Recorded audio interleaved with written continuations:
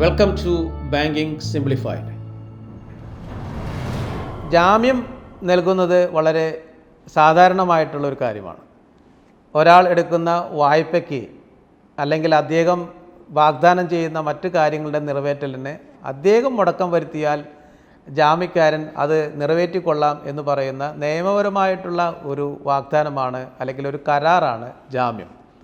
അങ്ങനെ ജാമ്യം നൽകിക്കഴിഞ്ഞാൽ ഈ വായ്പ നൽകുന്ന സ്ഥാപനം ആദ്യം നടപടി ജാമ്യക്കാരനെതിരെ എടുക്കുന്നത് ശരിയാണോ? ഇത് മനസ്സിലാക്കാൻ ഈ ജാമ്യ കരാറിൻ്റെ സ്വഭാവം മനസ്സിലാക്കുന്നത് നന്നായിരിക്കും. ഒരാൾ മറ്റൊരാളുടെ വായ്പയ്ക്ക് ജാമ്യം നിൽക്കുമ്പോൾ അദ്ദേഹം നിയമപരമായി പറയുന്നത്, വാഗ്ദാനം ചെയ്യുന്നത്, ഇദ്ദേഹം ഈ വായ്പ മുടക്കിയാൽ ഞാൻ തരാം എന്നാണ്.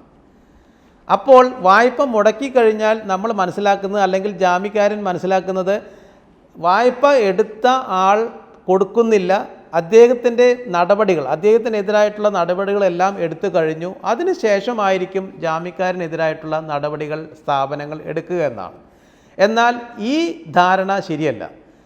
വായ്പ മുടക്കം വരുത്തി കഴിഞ്ഞാൽ ഈ ധനകാര്യ സ്ഥാപനത്തിന്, ഏത് ബാങ്കാവട്ടെ മറ്റ് സ്ഥാപനങ്ങളാവട്ടെ, വായ്പ എടുത്ത ആളെന്നോ ജാമ്യക്കാരനെന്നോ വ്യത്യാസമില്ലാതെ ആർക്കെതിരായിട്ടും അല്ലെങ്കിൽ ആരുടെ മേലും ആദ്യമേ നടപടികൾ എടുക്കാൻ സാധിക്കും.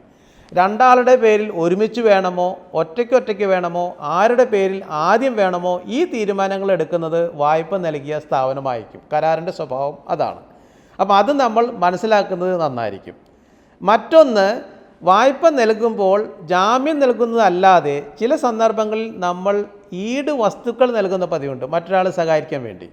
അങ്ങനെ ഈട് വസ്തുക്കൾ, നമ്മുടെ ഭൂമിയാവട്ടെ സ്ഥലമാവട്ടെ ഈട് നൽകുമ്പോൾ ആ കരാറിൻ്റെ സ്വഭാവവും നമ്മൾ മനസ്സിലാക്കുന്നത് നന്നായിരിക്കും.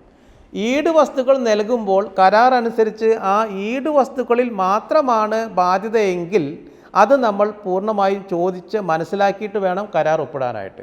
അധിക സമയങ്ങളിൽ ഈട് വസ്തുക്കൾ നൽകുമ്പോൾ അതോടൊപ്പം തന്നെ വ്യക്തിപരമായിട്ടുള്ള ഉത്തരവാദിത്വം, പേഴ്സണൽ ലയബിലിറ്റിയും കൂടെ ലിങ്ക് ചെയ്തുകൊണ്ടുള്ള കരാറുകളായിരിക്കും സ്ഥാപനങ്ങൾ ഒപ്പിടിക്കുക.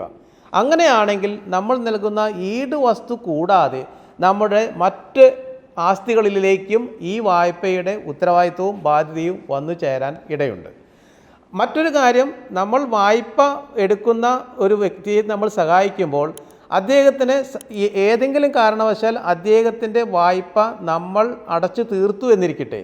അങ്ങനെയാണെങ്കിൽ നമ്മൾ ഏറ്റെടുക്കുന്ന ആ ബാധ്യത, നമ്മൾ കൊടുത്തു തീർക്കുന്ന ആ ബാധ്യത തിരിച്ചു നൽകാനായിട്ട് അദ്ദേഹത്തിൻ്റെ ഈട് വസ്തുക്കളിന്മേൽ ബാധ്യത ഉണ്ടായിരിക്കും. അത് നമ്മളുടെ അവകാശമാണ്.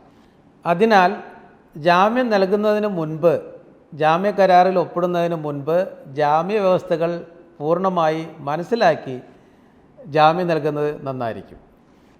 ബാങ്കിങ് സേവനങ്ങളെക്കുറിച്ച് ലളിതമായി മനസ്സിലാക്കുവാൻ ബാങ്കിങ് സിംപ്ലിഫൈഡ് എന്ന ഈ ചാനൽ സബ്സ്ക്രൈബ് ചെയ്യുക. Thank you very much.